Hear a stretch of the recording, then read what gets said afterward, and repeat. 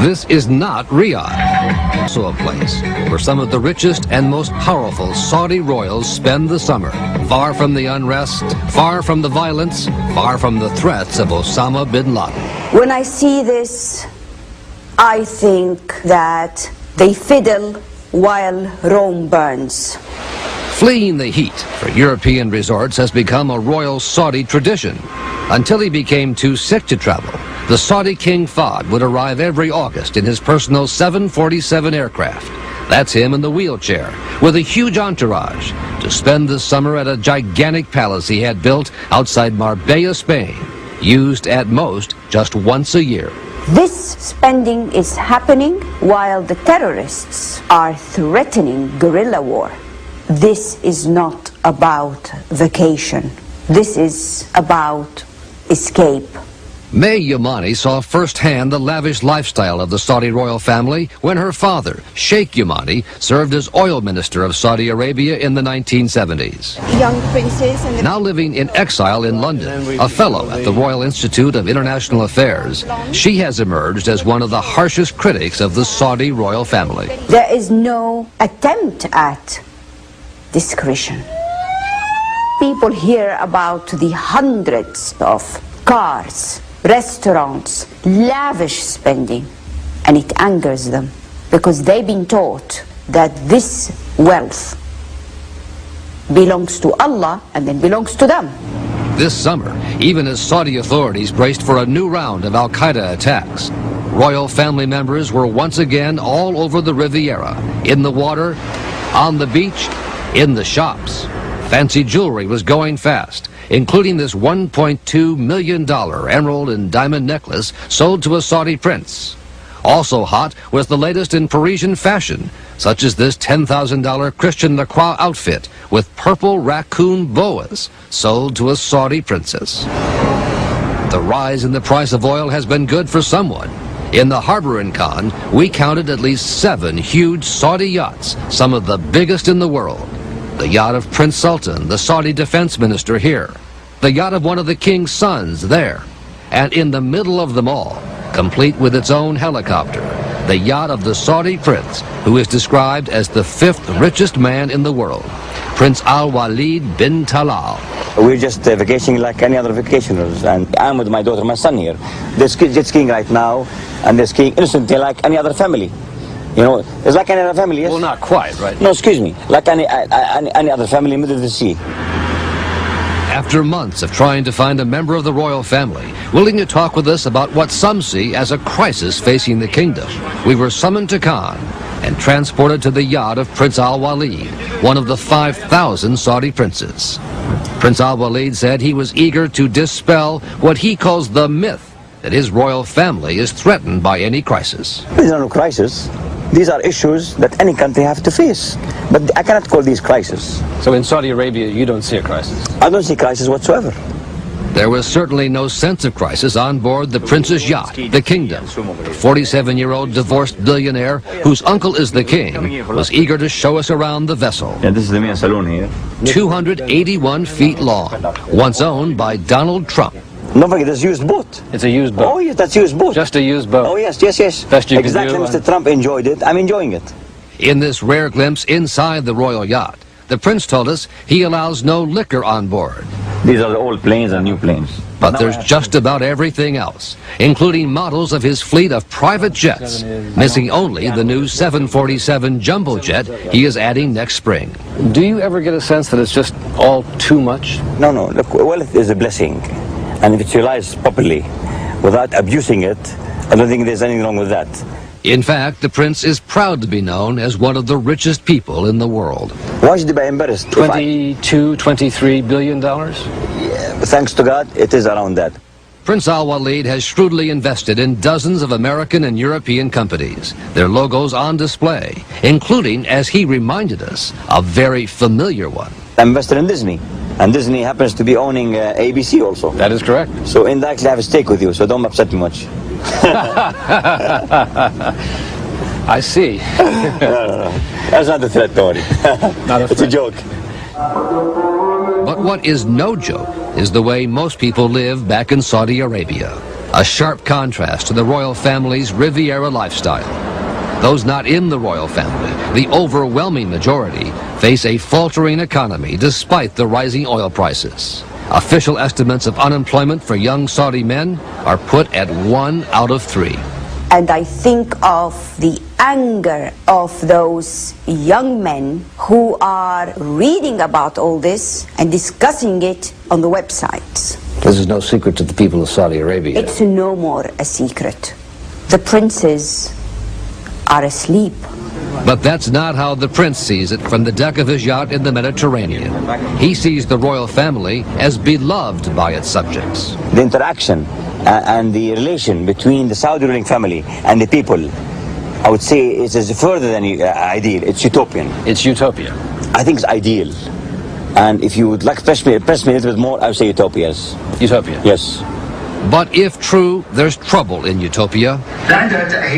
Each night, a dissident Islamic group beams a satellite broadcast into Saudi Arabia, calling for an end to the royal family. The broadcast comes from London, where this man, Saad al-Faqih, a former surgeon and university professor, berates the royal family's lavish spending as a mockery of the Islamic religion. Al-Faqih wore a headdress when he talked with us. Actually, they are enemies of Islam. They are actually destroying the name of Islam. The Saudis have tried to block al-Faqih's satellite transmissions and recently accused him of being part of a terrorist plot to assassinate members of the royal family. Are you someone who has plotted to kill members of the royal family? Of course not. If I thought it is a good thing, I would have worked on it. Your answer is no. The answer is no. You don't want to see them assassinated. Well, it's good to see them disappear. It's good to see them disappear. When al-Faqih used his broadcast last year to call for public demonstrations in Saudi Arabia, more than 200 people took to the streets. The first time in memory such an event had taken place. Most of those involved were arrested. Well, you know, the official position of Saudi Arabia is that public demonstrations are not allowed. And how do you feel about that? To me, really, I'm indifferent to that. Indifferent? Personally, frankly speaking.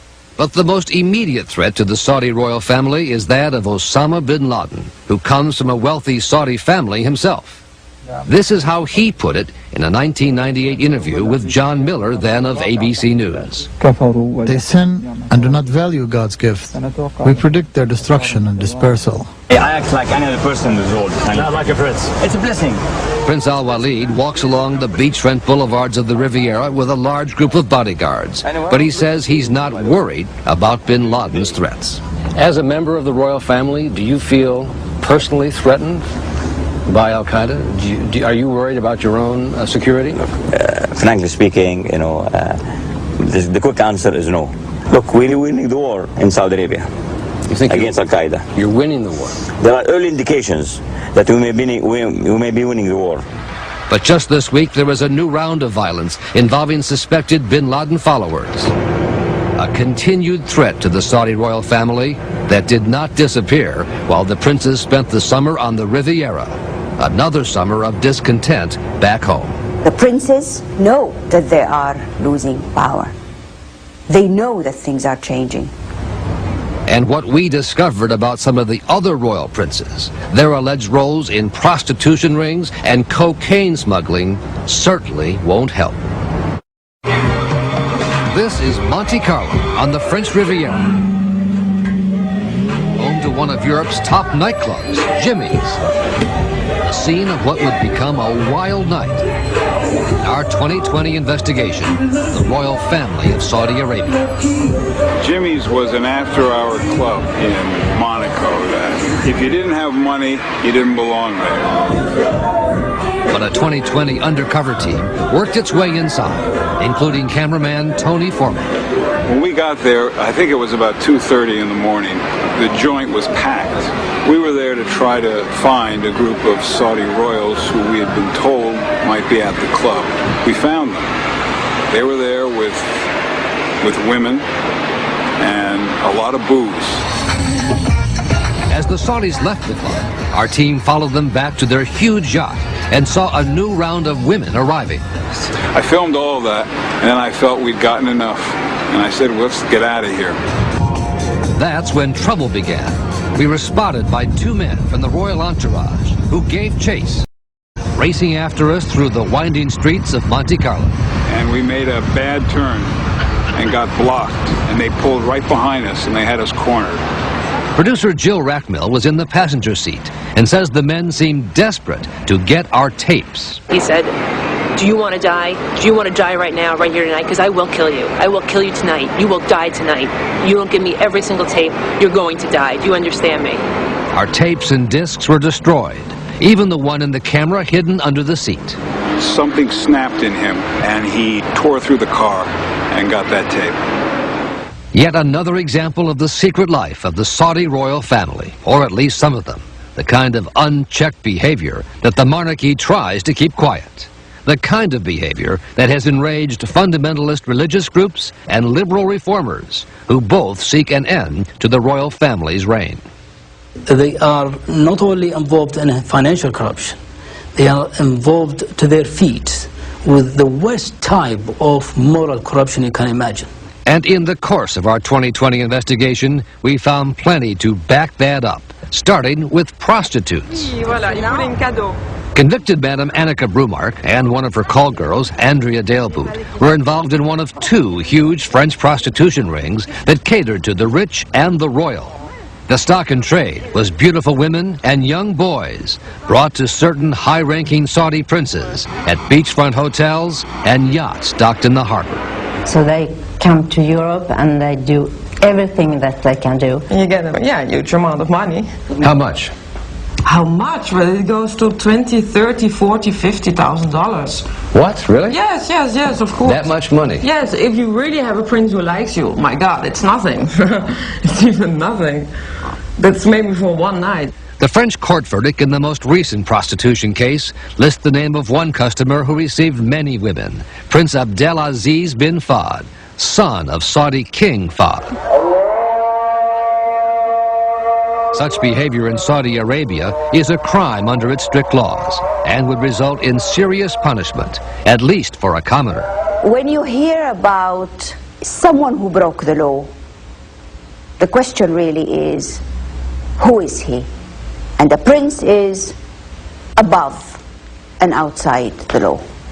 Saudi law is even harsher in regard to drugs. It's one of the crimes for which public beheadings have been carried out for years.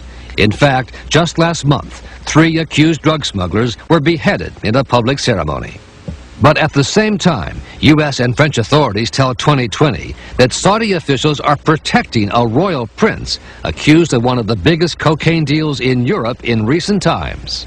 His name is Nayef bin Fawwaz al-Shaalan, now under indictment by U.S. and French authorities, but safely living in Saudi Arabia, according to Tom Raffanello of the Drug Enforcement Administration in Miami. His status is he's a fugitive in the United States. He's a fugitive in violation of federal narcotics laws. According to U.S. and French authorities, the prince moved some 2 tons of cocaine from South America to this airport outside Paris, using his diplomatic status and a royal family 727 jet. It doesn't happen without him. He's a key co-conspirator.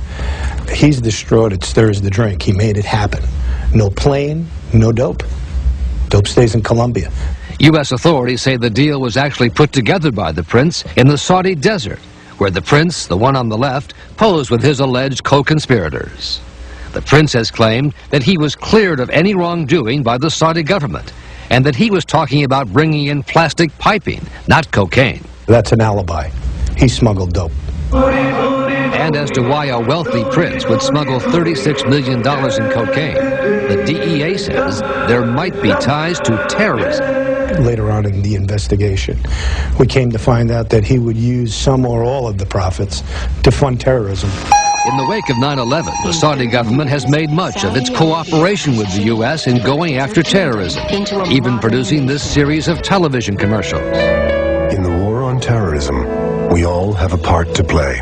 But in the case of the prince allegedly involved in narcotics and terrorism, American authorities say the Saudi government has been less than helpful. In particular, French investigators say the powerful Saudi interior minister, Prince Nayef, the country's top law enforcement official, has effectively stood in the way of the investigation into a fellow prince. I think that we got what we could get out of the Saudi Arabian government at this time. Did you get enough? Not as far as I'm concerned. The Saudi government had no comment for 2020 on the case, which goes to trial next month in Miami, without the prince, who remains safe in Saudi Arabia.